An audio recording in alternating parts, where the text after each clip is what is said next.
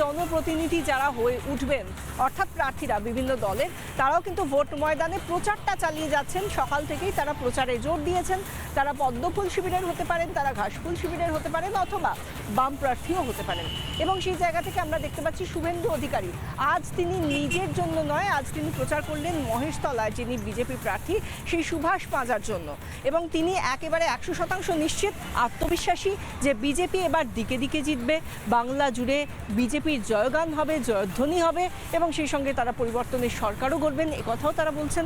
এবং সেই জায়গা থেকে মহিষাদলের যিনি বিজেপি প্রার্থী তার হয়ে যখন প্রচারে নামলেন শুভেন্দু অধিকারী, সেখানে আমরা দেখতে পেলাম যে যেভাবে তিনি তার পাশে দাঁড়ালেন এবং দিকে দিকে, যেহেতু আমরা জানি মহিষাদলের পাশেই হচ্ছে কিছুটা দূরেই নন্দীগ্রাম বিধানসভা কেন্দ্র এবং নন্দীগ্রাম বিধানসভা কেন্দ্রে তিনি সেখানকার প্রার্থী, বিজেপি প্রার্থী এবং ভবানীপুরের তো প্রার্থী বটেই। আর মহিষাদল থানায় আজকে গিয়েছিলেন শুভেন্দু অধিকারী।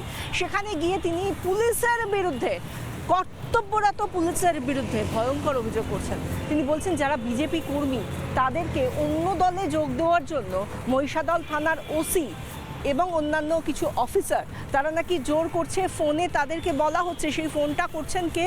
পুলিশ আধিকারিক। এরকম ভয়ঙ্কর অভিযোগ করছেন তিনি।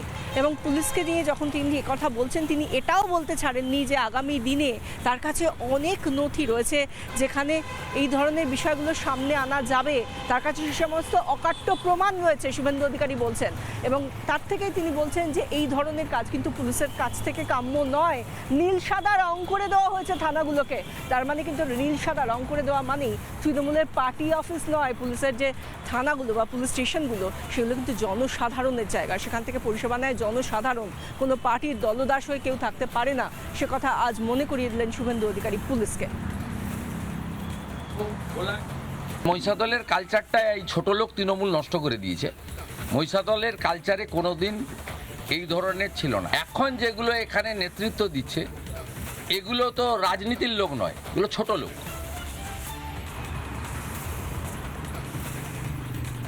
আর অন্যদিকে আমরা যেরকম দেখতে পাই, প্রত্যেক দিনই দেখতে পাচ্ছি যে দিলীপ ঘোষ যিনি খড়গপুর সদরের বিজেপি প্রার্থী, তিনি আজও তিনি প্রচার করলেন, আজকে তালবাগিচায় প্রচার করলেন, সেখানে চা চক্রে যোগ দিলেন।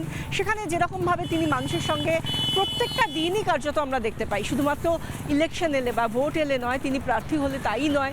আমরা দেখি যে প্রত্যেক দিনই, যেমন তিনি কলকাতায় থাকলে তিনি ইকো পার্কে ঘুরতে যান, চা চক্রে যান, এবং সেরকমভাবে আজকে তিনি যখন তালবাগিচায় গিয়েছেন সেখানেও চা চক্রে যোগ দিয়েছেন, সেখানে মানুষের সঙ্গে কথা বলেছেন। কিন্তু জয়ের বিষয়ে আদতে কতটা নিশ্চিত তিনি, কি বলছেন দিলীপ ঘোষ প্রার্থী নিজে, শুনি। আমি মমতা ব্যানার্জিকে বলবো যে ঘুম পেয়েছে বাড়ি যা। অনেক করেছেন, 15 লোককে কষ্ট দিয়েছেন, এবার বিশ্রাম করুন। নির্বাচন কমিশন দেখছেন, বাকিটা আমরা করে দেবেন।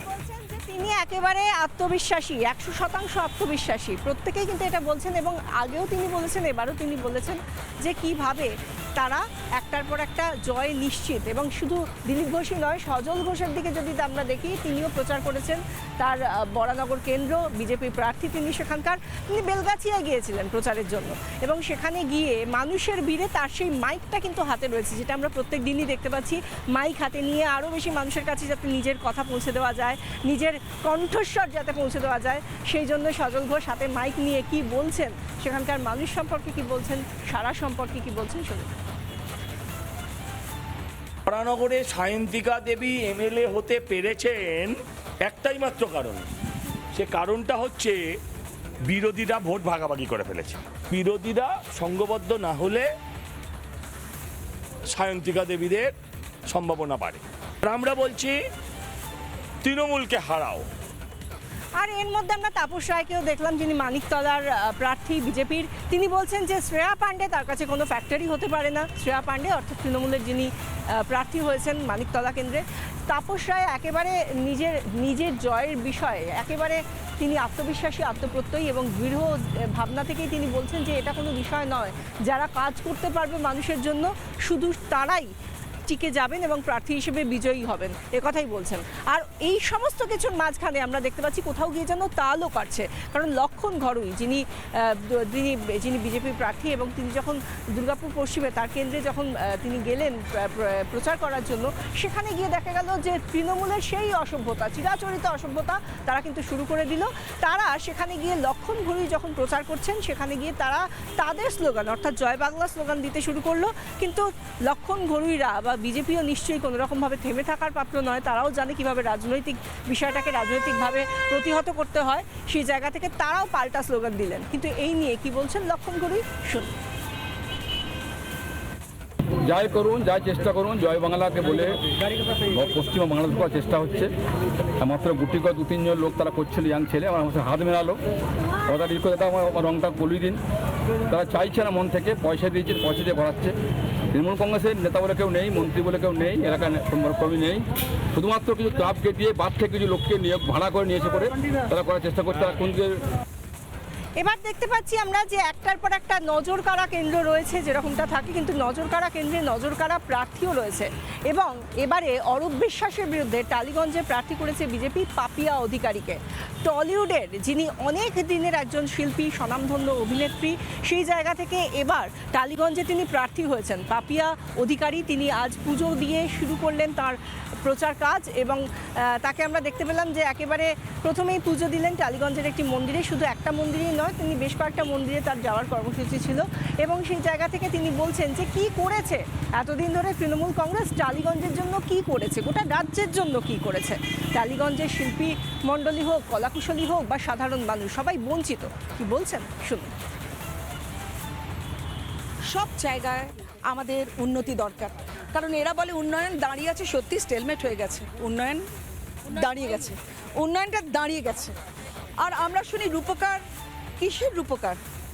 আমি জানতে চাই কিসের রূপকার। আমি তৃণমূলের লোকজনদের বলছি চলে আসুন আমাদের সঙ্গে, কারণ আপনারা জানেন কি দুর্বিনীত দুরাচারের মধ্যে আপনারা আছেন।